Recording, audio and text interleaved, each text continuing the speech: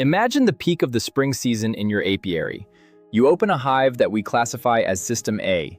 Bees are literally overflowing over the edges of the wooden boxes. The brood chamber is absolutely saturated with biological mass. A traditional beekeeper declares this scene the pinnacle of success and an extremely strong colony. But ask yourself harsh economic questions. Does that visual density of insects guarantee profit? Why does that same hive, exactly 15 days later, enter swarm impulse without a single gram of nectar intake in the honey supers? How do you explain the fact that the neighboring hive, System B, with visibly lower insect density in the brood chamber, is simultaneously filling your honey supers and generating surplus? Are you aware of the mathematical fact that a colony of 60,000 individuals can bring absolute zero on the scale? Do you know that a colony of 45,000 individuals at the same microlocation can bring 30 kilograms of pure profit? How did a smaller biological system economically defeat a larger biological system? The biggest misconception of the global industry is equating biological mass with functional strength. Visual insect density perfectly masks a deep operational imbalance inside the hive. Romantic observation of insects leads to bankruptcy. We abandon that approach. We introduce strict process analytics. Today, we precisely define what functional strength actually is. Welcome.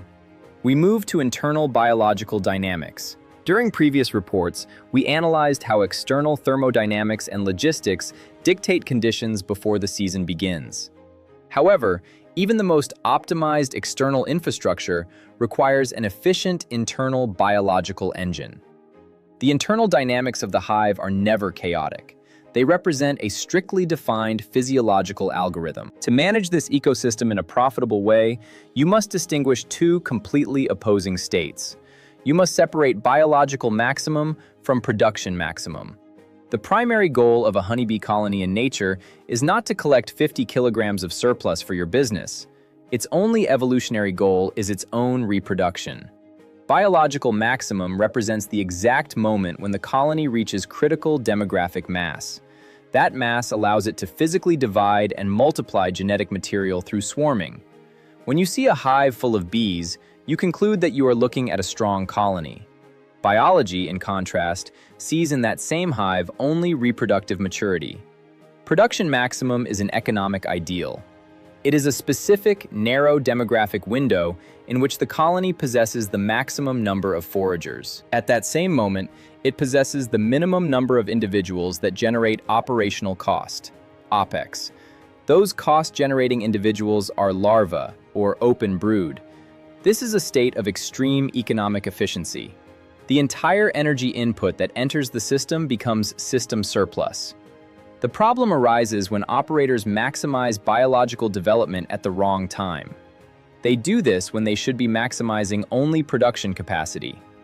When a hive is boiling with bees during the main flow, and there are 10 full frames of open brood in the brood chamber, you do not have a production unit. You have a massive biological nursery. That nursery consumes the entire nectar intake to maintain its own thermodynamics. Functional strength is not measured by the total number of insects. It is measured by the precise mathematical ratio between producers and consumers. To understand functional strength, we must perform a rigorous demographic audit of the system. The colony is strictly divided into operational sectors. These sectors are based exclusively on the age of individuals. The life cycle of a worker bee during the active season lasts on average 42 days. This cycle is divided into 3 phases with completely different economic signatures. Phase 1 is the development phase. It lasts from day 1 to day 21.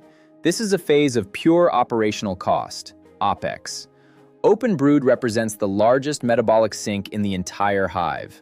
A single larva requires on average over 100 visits from nurse bees per day. Those nurse bees must consume pollen and nectar to synthesize royal jelly. At the same time, the system requires constant thermoregulation of the brood at exactly 34.5 degrees Celsius. Maintaining this temperature requires burning calories. The presence of 40,000 larvae during the main flow generates astronomical internal costs. Every gram of intake disappears in this sector. Phase 2 is the internal work phase. It covers the period from day 22 to day 42 of biological development, which are actually the first 3 weeks of adult bee life.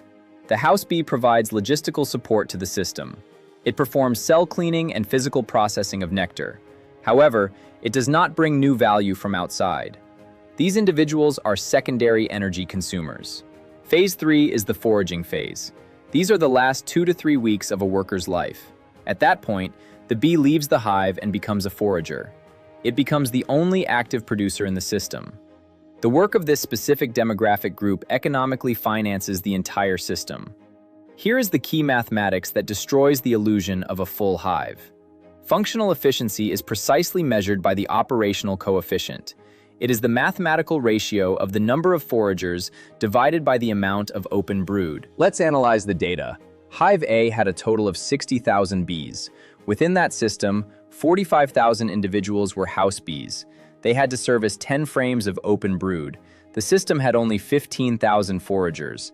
The intake of those 15,000 foragers was not enough to cover the OPEX of the brood. Every gram of intake was consumed internally. Net profit was 0. Hive B had a total of 45,000 bees. The queen in this system was blocked from laying eggs. The system had only 3 frames of open brood. This reduction in OPEX physically released 30,000 foragers. Their external intake had no internal consumer within the hive.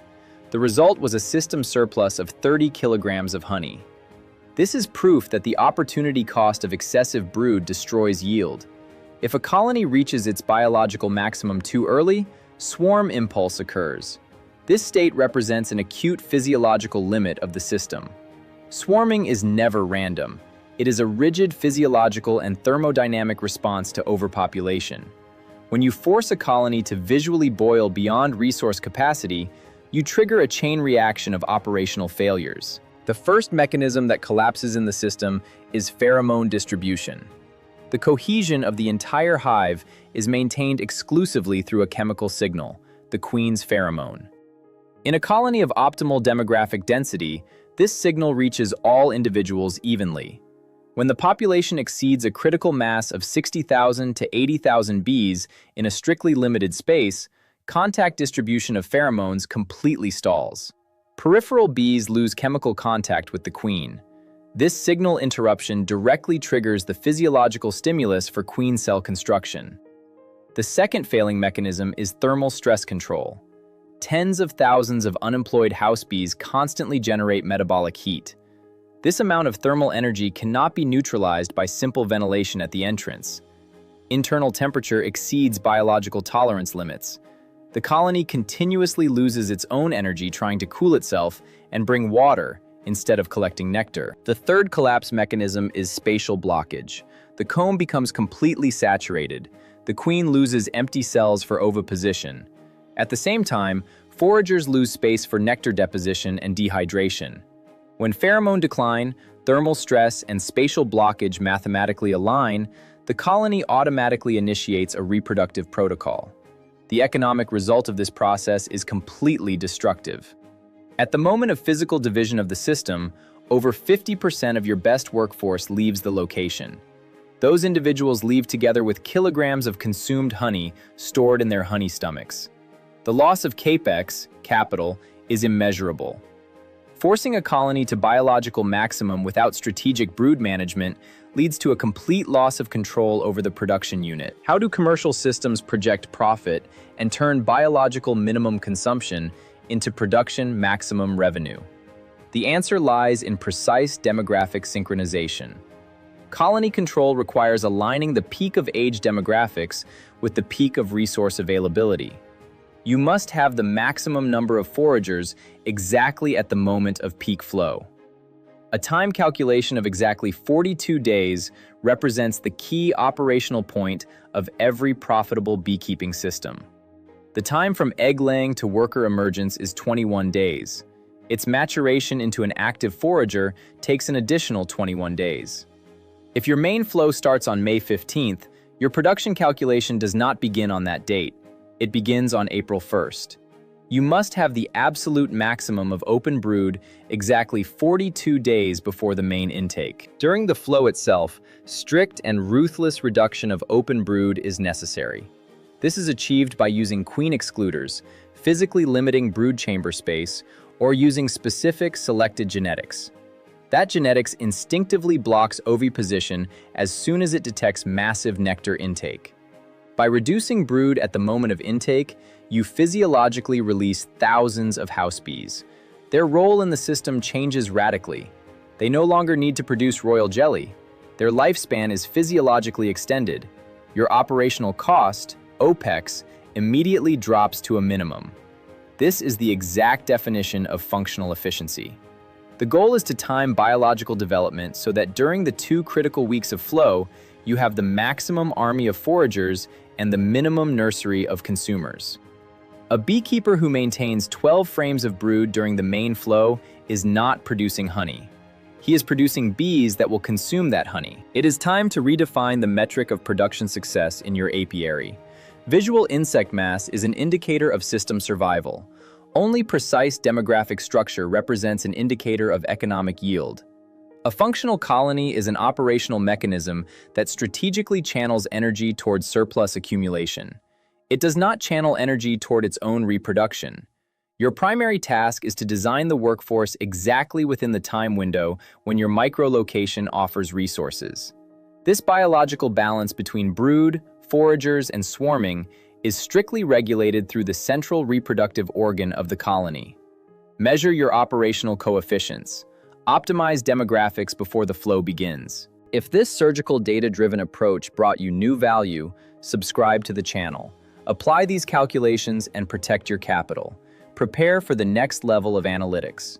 In the next series, we explore the central processor of the system, how genetics and pheromones dictate the algorithm, and why the strongest chemical signal controls the system more efficiently than any physical supervision.